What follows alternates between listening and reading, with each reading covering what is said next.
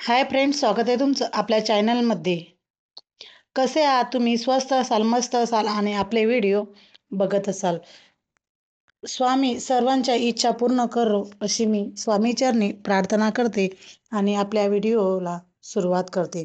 आज मी तुम्हाला सांगणार आहे लबाडीचे परिणाम काय असतात आणि एक स्वामी भक्त स्वामी स्वामींसोबत कशी लबाडी करतो हे तुम्हाला मी सांगणार आहे. चला तर बघूया. आजच्या कथेचं नाव आहे लबाडीचा परिणाम. गणपत आणि वंदना या नावाचं एक जोडपं असते.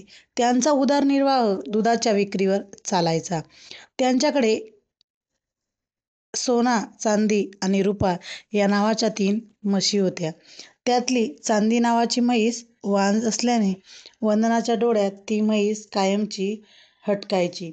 एक रात्री चोर येऊन त्यांच्या तिन्ही म्हशींना घेऊन जातात. चालून चालून चोर रस्त्यात थकवा आल्यामुळे म्हशींना एक ओसाड जागेत बांधून विसावा करण्यासाठी जातात. गणपत इकडे स्वामींकडे येऊन म्हशी चोरल्या गेल्या म्हणून सांगतो. जर म्हशी मिळाल्या तर त्यातली एक म्हैस स्वामींना देऊ असा तो स्वामींजवळ नवस करतो. स्वामी त्याला जमिनीत म्हशी कुठे आहेत हे दाखवतात. त्यानंतर गणपत जाऊन म्हशी घेऊन येतो. पण आता नवस फेडायला जाताना तो वांज म्हशीला स्वामींना द्यायचं ठरवतो. असं केल्याने त्याला असं वाटतं एका दगडाने 2 शिकार होतील.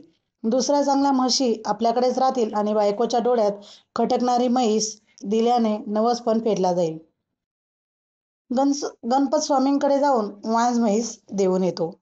गणपत आपल्या इतर शिल्लक म्हशींचे दूध काढतो, पण काहीही केल्याने एक थेंब सुद्धा दूध निघत नाही.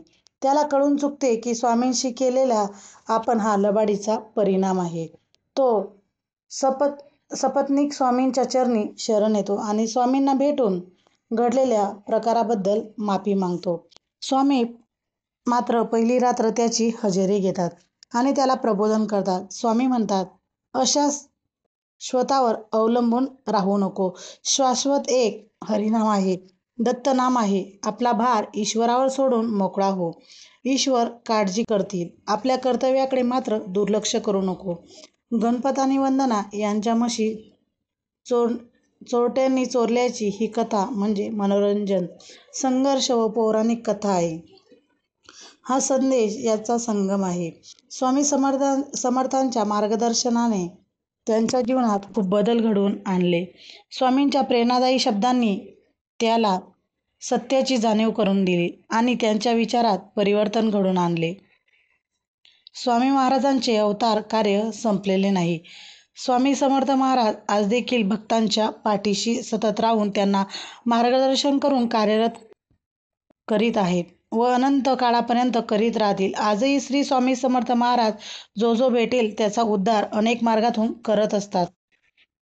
स्वामी कधी पण कोणाचीही मदत करता. आपण आपल्याकडनं जेवढं होईल तेवढी स्वामी सेवा करा आणि स्वामींना सांगायचं, स्वामी माझा परिवार हा तुमचा परिवार आहे. तुम्ही कधीही हाक मारली तेव्हा धावून येतात.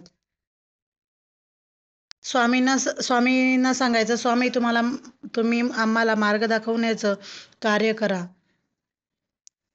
मी तर स्वामींना एवढंच म्हणू इच्छिते, शेवटपर्यंत स्वामी चेहरा तुमचा दिसावा आणि तुमचा आशीर्वाद सदा आमच्या पाठीशी असावा. परत एक वेळेस सांगते, स्वामी सर्वांच्या इच्छा, आकांक्षा, स्वप्न पूर्ण करो अशी मी स्वामी चरणी प्रार्थना करते. आणि आपल्या चॅनलवर नवीन असल्यास लाईक करा, शेअर करा आणि सबस्क्राईब करायला मात्र विसरू नका. श्री स्वामी समर्थ.